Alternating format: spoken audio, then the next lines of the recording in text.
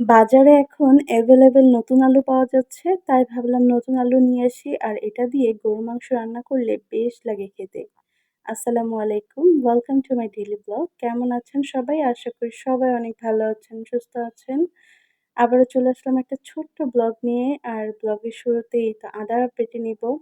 আজকে দেখি যে আদা রসুন বাটা একদম শেষ হয়ে গেছে। পরে ১ কেজির মতো আদা মানে ছিলে নিলাম। তারপর এগুলাকে ব্লেন্ড করে রান্নাবান্না শুরু করব। আর যেদিন গরুর মাংস রান্না করবেন ট্রাই করবেন ওইদিনই যদি একটু কাঁচা আদা বেটে দেন তাহলে টেস্টটা অনেক ভালো আসে।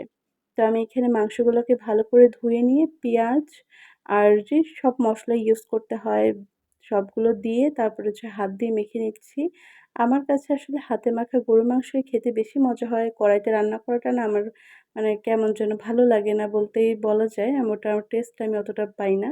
হাতে মেখে রান্না করলে যতটা টেস্ট আমি পাই। তো হাতে মেখে দিয়ে তারপরে হচ্ছে আমি কুকারে দিয়ে দিলাম। কারণ তাড়াতাড়ি রান্না করা দরকার। ক্ষুধা লেগে গেছে। আর আমি মানে এত লেজি কারণ আমার যখন ক্ষুধা লাগে তখন আমি রান্না করতে যাই। তার কারণে রান্নার সময়টুকু মানে যতটুকু তাড়াতাড়ি করা যায় সেই চেষ্টাই করি। কারণ পেটে ক্ষুধা থাকে তো তাড়াতাড়ি ঝটপট করে রান্নাবান্না করি। সবাই তো রান্না করে আগে তারপরে ক্ষুধা লাগলে খায়। আর আমি হচ্ছে রান্না করা মানে রান্না করব তখনই যখন আমার মনে হবে না আমার অনেক ক্ষুধা লাগছে তখন আমি যাই রান্না করতে। তো এখানে মাংসটা প্রেশার কুকারে সিটি দিয়ে নিয়ে তারপর নামায় নেওয়ার পরে হচ্ছে আমি এখানে আলু দিয়ে দিলাম। আর এটা যেহেতু নতুন আলু এটা কিন্তু সিদ্ধ হতে বেশি সময় লাগবে না। আলু দেওয়ার পরে ২-৩ টা বলক দিয়ে একটু গরম মসলা দিয়ে নামায় ফেললাম। তো এখন হচ্ছে আমি ভাতটা খাবো। আর আমার কাছে সলিড মাংস থেকে হাড়গুলো খেতে বেশি মজা লাগে।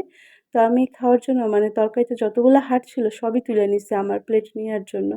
তো হাড় নিয়ে নিলাম, আমার সাথে একটু ২-১ টুকরা মাংসও নিয়েছি। তো এগুলা দিয়ে হচ্ছে এখন খাবারটা খাবো।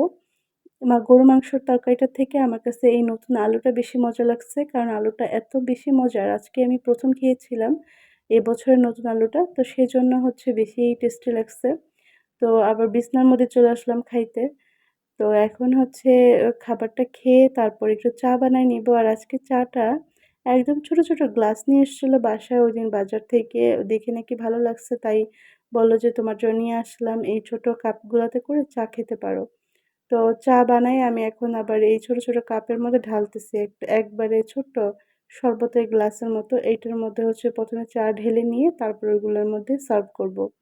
এক, এক করে সবগুলো গ্লাসের মধ্যে চা ঢেলে নিচ্ছিলাম। আর এই তো আজকের মতো ব্লগটা এই পর্যন্তই রাখছি। সবাই ভালো থাকবেন, সুস্থ থাকবেন। আর এখনো যারা আমার পেজে ফলো দেননি অবশ্যই কিন্তু একটা ফলো দিয়ে দিবেন। কমেন্ট করে জানাবেন আজকের ভিডিওটা আপনার কাছে কেমন লাগলো। আপনার সাথে আবার কথা হবে নেক্সট ভিডিওতে। আল্লাহ হাফেজ।